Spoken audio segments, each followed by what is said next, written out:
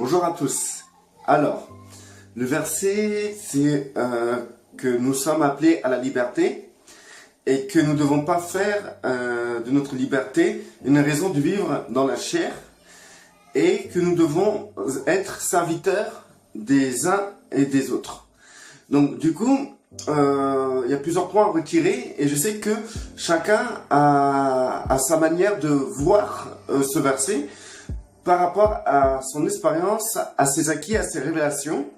Et du coup, moi, je vais vous parler de comment moi je perçois justement ce verset. Donc, nous sommes appelés à la liberté. Déjà, il faut se rendre compte de la liberté dans laquelle nous sommes en Christ. Christ, on a souvent l'expression que Christ a pris nos péchés. D'accord ? Christ a pris nos péchés, mais on en oublie souvent que en fait, il a pris les conséquences de nos péchés. Les conséquences de nos péchés. Parce qu'il est écrit que la conséquence du péché, c'est la mort. Et du coup, nous étions esclaves de la mort. Et tout ce qui peut tourner autour de cette mort nous dominait. Donc, Satan, c'est suppos, tout ce qui concerne l'éloignement d'une communion brisée avec Dieu, tout ce qui peut concerner aussi la maladie, les infirmités, les malédictions dues justement à ces comportements que nous pouvons avoir, et surtout nous pouvons comprendre que nous étions vraiment loin de la révélation de notre Dieu. Donc du coup, nous étions esclaves de tous ces systèmes qui sont pour auteur, qui ont pour auteur Satan. Aujourd'hui, sachant que nous avons accepté l'alliance avec Dieu, cette alliance que Christ a pu accomplir grâce à son sang, signé par son sang, cette alliance qu'il ait pris nos péchés, mais surtout qu'il ait pris les conséquences de nos péchés. À partir de ce moment-là, plus de conséquences, plus de domination sur nous. Si nous avons la conséquence qui est la mort, car le salaire du péché c'est la mort, le fait que Christ ait pris nos péchés et les conséquences de nos péchés qui est la mort, c'est-à-dire qu'aujourd'hui nous sommes vivants et vivants pour notre Seigneur. Nous avons été rachetés. Donc nous sommes totalement libres sur terre. Ensuite il est écrit, ne faites pas de cette liberté un prétexte pour vivre dans la chair.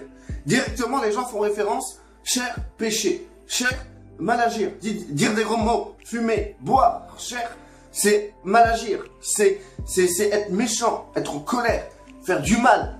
Et le problème de cette manière de voir cette chair peut amener les gens à complètement être à côté de la plaque par rapport à ce que Dieu considère charnel.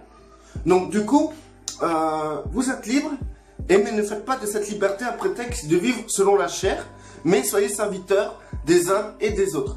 Donc il a fait, Paul a fait le parallèle entre ne faites pas de cette liberté un prétexte de vivre selon la chair, mais soyez serviteurs des uns et des autres. Donc nous ne pouvons pas isoler cette phrase un prétexte de vivre selon la chair comme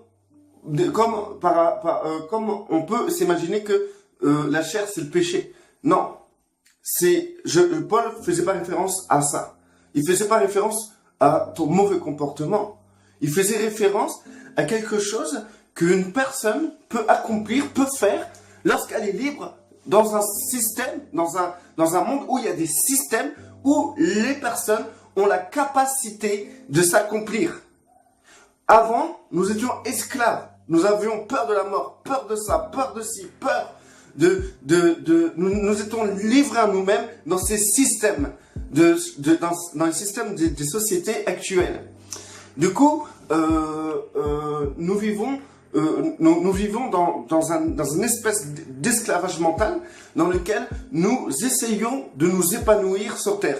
Aujourd'hui, nous sommes plus dans cet esclavage mental, nous sommes totalement libérés. Et de cette liberté, la plupart des choses qu'on va chercher à faire, c'est à pouvoir s'accomplir dans les systèmes professionnellement, socialement, économiquement. nous allons prendre cette liberté, prendre cet élan de liberté pour pouvoir réussir sur terre. Et c'est ce que Paul veut expliquer. Ne prenez pas cette liberté comme prétexte de vivre selon la chair, c'est-à-dire de vivre selon vos désirs égoïstes, vos désirs personnels, vos désirs que la société peut vous aider à accomplir. Ça, être libre en Christ, ce n'est pas un prétexte de vouloir être égocentrique, individualiste, comme la société nous conduit à l'être par rapport à notre carrière professionnelle et à tout ce qui entoure une vie en société, par exemple dans une société telle que la France. Donc du coup, nous pouvons comprendre le sens de ne pas vivre selon la chair, c'est pas vivre selon vos rêves, votre imagination, vos désirs. C'est ce que Paul veut montrer par rapport à la chair. Il a dit, il n'a pas dit de vivre, que ce soit un prétexte de vivre selon la chair, c'est pas que vous faites ce que vous voulez dans le péché, etc. Mais il vous précise que c'est pas une raison de faire ce que vous voulez par rapport à la pensée collective qui régit ce monde aujourd'hui. Et pour cause, pour résultat, il continue en disant « Soyez serviteurs des uns et des autres », mais plutôt soyez serviteurs des uns et des autres. C'est-à-dire, serviteurs, si vous voulez, le mot serviteur, c'est comme si on disait esclave. Esclave. Mais soyez esclaves des uns et des autres. Vous êtes appelés à la liberté, mais ne faites pas de cette liberté un prétexte de vivre selon la chair, selon vos désirs personnels et individuels. D'accord? Au lieu de vouloir consacrer votre temps à vous développer, à développer votre vie, à développer votre vie en société, et ben en fait, Paul vous dit, mais faites de cette liberté un choix d'être serviteur de vos frères et de vos sœurs. À partir de là, vous faites de cette liberté une cause agréable à Dieu. Vous faites de cette liberté quelque chose qui a de la valeur aux yeux de Dieu. Faire de votre liberté pour accomplir ce que vous désirez au fond de vous, consacrer cette liberté pour pouvoir avoir des maisons, une bonne carrière professionnelle, etc. Ce n'est pas totalement ce que Dieu désire et ce n'est pas la volonté de Dieu. Que ça, vous auriez pu faire la même chose en étant esclave de la mort. En étant esclave, et même vous pouvez vous réaliser dans les sociétés d'aujourd'hui en ayant sur vous la conséquence de vos péchés.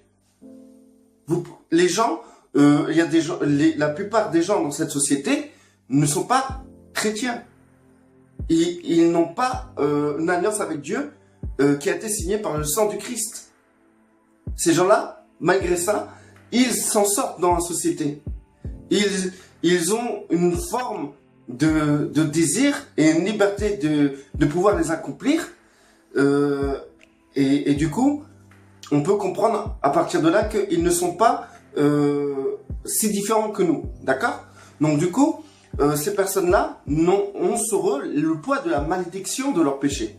Le poids et les conséquences de leur péché. Mais malgré ça, ils prennent leur peu de liberté, leur peu de libre arbitre pour pouvoir réaliser leurs désirs. Et donc du coup, une fois que nous-mêmes nous avons été libérés de ce fardeau qui est la malédiction, qui est la mort, qui est tout ce qui entoure cette mort, eh ben en fait, Paul, à travers le Saint-Esprit, nous invite à ne pas faire de cette liberté un prétexte de vivre comme le monde, comme les gens qui sont dans ce monde, c'est-à-dire qui veulent profiter du peu de libre arbitre qu'ils ont pour pouvoir s'accomplir. Parce qu'une fois que nous sommes libres, nous avons complètement notre libre arbitre. Nous sommes totalement libérés de penser, de voir, d'entrevoir, d'entreprendre, de visionner. Nous sommes entièrement libres.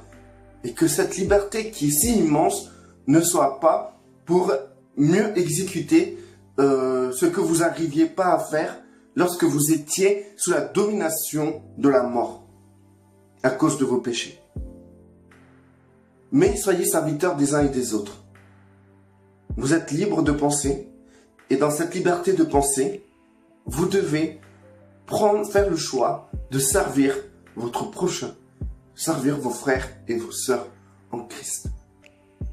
Et volontairement, vous allez vous rendre esclaves de vos frères et sœurs.